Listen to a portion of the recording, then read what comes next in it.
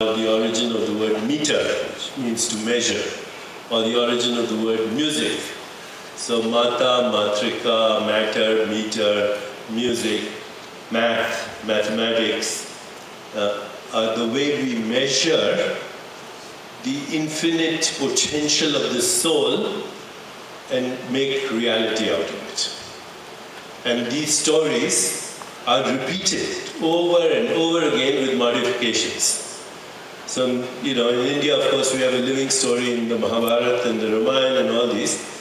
But, if you look at Star Wars or any other modern superhero stories, they are the same stories.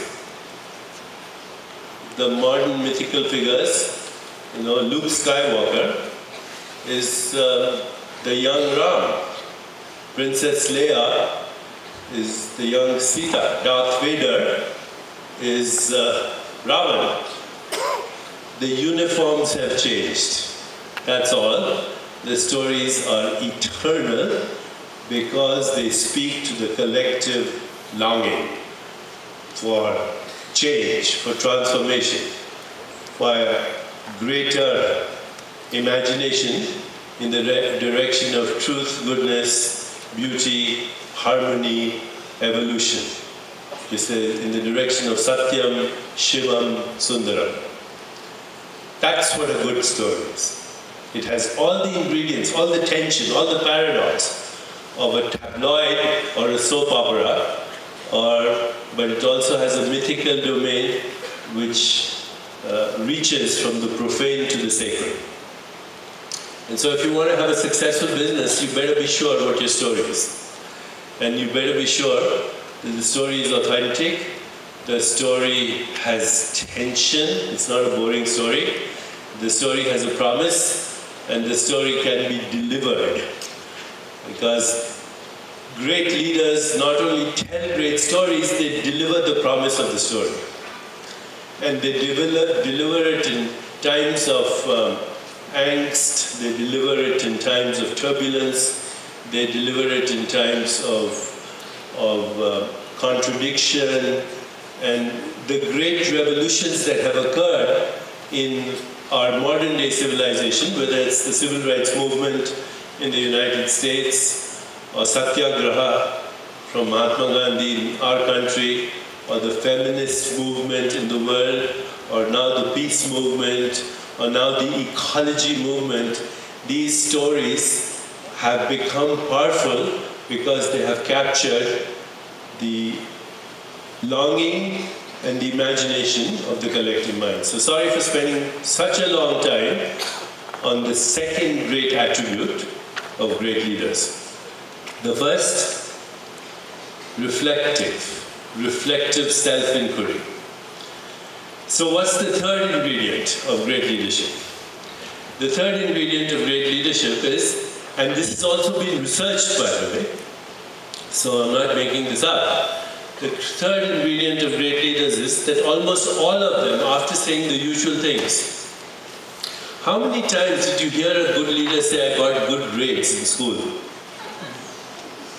There's no connection between good grades in school and success in any sphere of life. Forget about leadership. And yet all our focus is on academic accomplishment. Academic accomplishment. There's no connection. Zero. So if you ask, but leaders will place, Winston Churchill didn't have the best grades, and Nehru didn't have the best grades, and Mahatma Gandhi didn't have the best grades, even though they did the right things, but it wasn't about that. If you really get to the core of leadership, and you ask people, so what made you so successful besides the other two? Reflection and storytelling and living the story. You have to live the story too. You can't just be telling the story. You have to live it, deliver it. The third characteristic is that, and this was a very surprising finding amongst the researchers, and it addresses to the third part of our talk, or the second part, we're saying spirituality and management or leadership.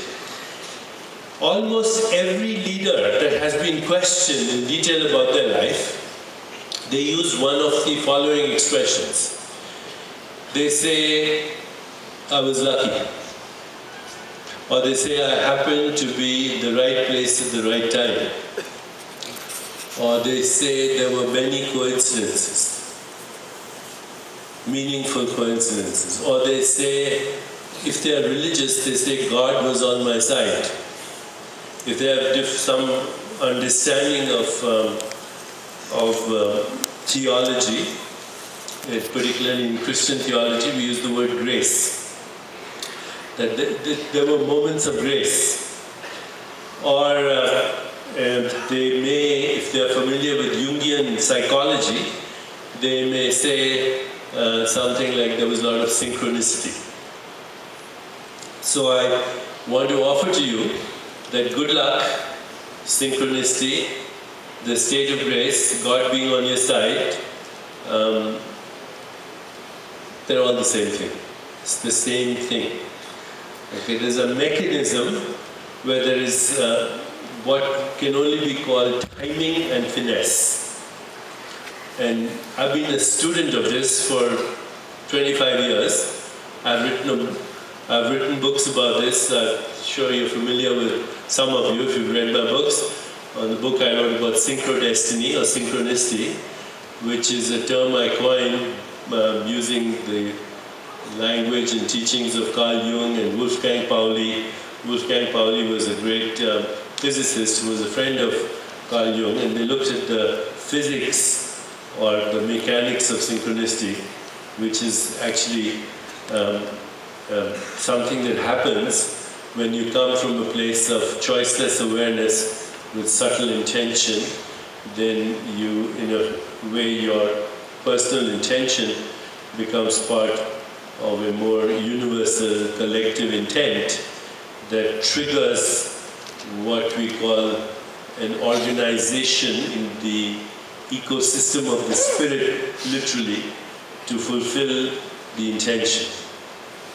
My mother was an expert in that, by the way, because that's how she manifested the rose. She told my father, this is what I'm going to do this. Not in those ways, but it was all there. And then after that, she would actually, many people who are not familiar with synchronicity would say she was very superstitious. But I think in India, we recognize that rituals, whether you do a Ganesh Puja or a Lakshmi Puja, if you do it with the right mindset, the right attitude, and you can transcend at the same time, and you introduce the intention, what we call sankalp. Okay? I'm sure you know these words, right? Better than I do. So sankalp, real sankalp, is in the field of transcendence. It's the combination of what the great teacher Patanjali called Dhyan, Dharana, Samadhi. Okay? So Dhyan is meditation. Dharana is the attention, the one-pointed intention, and Samadhi is transcendence, where you go beyond the subject-object split and you enter a field of pure potentiality. And that is the basis of all the Yoga Sutras of Patanjali. If you read the Yoga Sutras of Patanjali, there's a whole section on siddhis. And you see, when you see statues of Ganesh, you see very frequently that Ganesh has two goddesses by his side. I probably don't have to tell you all this. So one goddess is called Siddhi. Siddhi means supernormal powers, okay, which are actually, now we understand them in physics as non-local intentionality in a non-local field, or what we call acausal non-local correlation, and I explained that to you.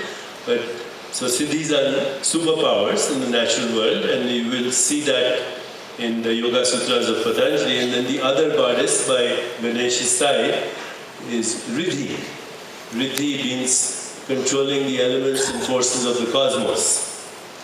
Okay? And Ganesh, although we see, look at Ganesh, and I'm just taking an example, but you can take any example, by the way. You can take the example of Jesus Christ, or you can take gods and goddesses of the Indian Indian mythological whole repertoire of Indian mythology. You can go into Greek mythology and study the Odyssey or the Iliad, or you can even go into Egyptian mythology.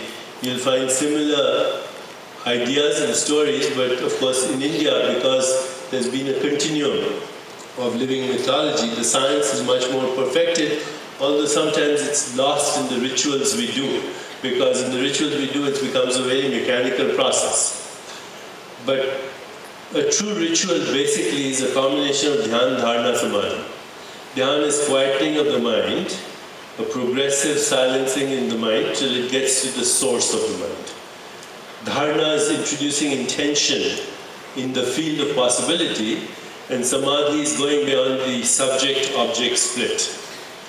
And of course, Ganesh, in his iconography, in the icon that we see as the symbol, is actually a state of consciousness. So Ganesh has a big head, right? Because he's introspective, he's thinking, he's creative, he knows how to go inward.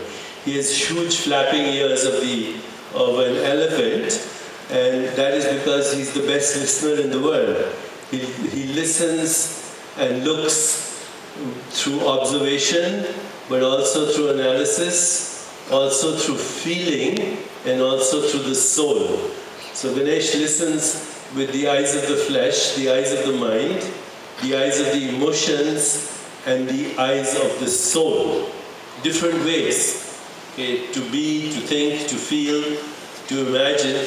He's the best listener. Of course, you have the three lines of the forehead, because he's beyond the three forces of nature that we call, what do you call them? Rajas, Tamas, and Sattva, or in Ayurveda we say, Vat, Pitta, and Kapha. But basically these are the elements, the gunas, that Ganesh transcends. And that's the symbol of that. If you see his tusk is broken because he's beyond the field of opposites. He has a big trunk. The trunk is a symbol of power, but the trunk also can pick a needle out of a haystack. He's got a big belly because he says to you, give me your problems, I'll digest them. He has a snake for a belt because he's aware that this snake is the ego. Okay, he has 1 foot in the ground, 1 foot raised. He's in the transcendent and he's in the world of causality. So he's what Krishna says, being established in being, perform action.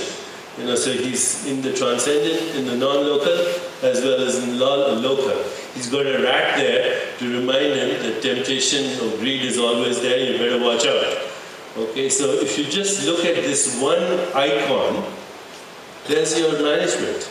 There's nothing more. Be a good listener, learn to reflect, go inwards, watch your ego, and take on people's problems and digest them, because that's the best thing you can do as a great leader, as what we call a servant leader. Remain in the transcendent and be established in action at the same time. Established in being, perform action, and there's the whole course. You don't need, and then you have these two wonderful goddesses saying Siddhi and Vidhi, you got it. So